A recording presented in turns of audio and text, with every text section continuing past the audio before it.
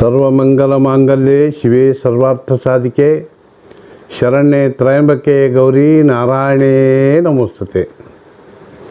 ಕಲ್ಯಾಣಾದ್ಭುತಗಾತ್ರಾಯ ಕಾಮಿತಾರ್ಥಪ್ರದಾಯನೆ ಶ್ರೀಮದ್ವೆಂಕಟನಾಥಾಯ ಶ್ರೀನಿವಾಸಾಯ ಮಂಗಲಂ.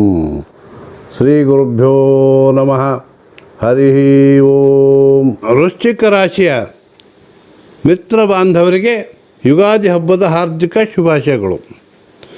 ನಿಮ್ಮ ರಾಶಿಯ ಇಡೀ ವರ್ಷ ಭವಿಷ್ಯ ಫಲಗಳನ್ನು ತಿಳಿಸ್ತಾ, ಇಷ್ಟು ದಿನ ನಿಮಗೆ ಅರ್ಧಾಷ್ಟಮ ಶನಿ ಅಂದರೆ 4ನೇ ಶನಿ ಇತ್ತು.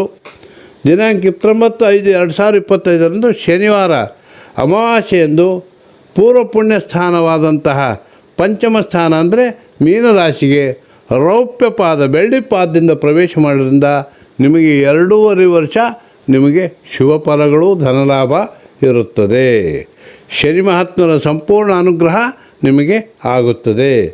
ಹಳೆಯ ವ್ಯಾಜ್ಯಗಳೆಲ್ಲ ಬಗೆಹರಿದು ಸಾಕಷ್ಟು ಧನಲಾಭ, ಜಮೀನು ಖರೀದಿ ಇತ್ಯಾದಿ ಫಲಗಳು ನಿಮಗೆ ನಡೆಯುತ್ತದೆ.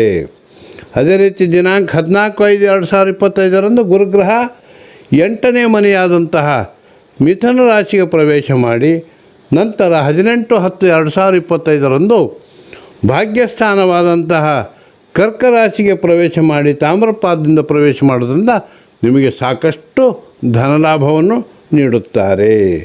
ಅದೇ ರೀತಿ ದಿನಾಂಕ 5/12/2025 ಅದೇ ಗುರುಗ್ರಹ ವಕ್ರಿಯಾಗಿ ತಾಮ್ರಪಾದದಿಂದಲೇ ಮಿಥುನ ರಾಶಿಗೆ ಪ್ರವೇಶ ಮಾಡುವುದರಿಂದ ನಿಮಗೆ ಇಡೀ ವರ್ಷ ಅಲ್ಲ ನಿಮಗೆ ಸಾಕಷ್ಟು ಧನಲಾಭ, ಒಳ್ಳೆಯ ಆರೋಗ್ಯ ಮತ್ತು ನಿಮಗೆ ಎಲ್ಲ ರೀತಿಯಿಂದ ಒಂದು ಶಕ್ತಿಯನ್ನು ನೀಡುತ್ತಾರೆ.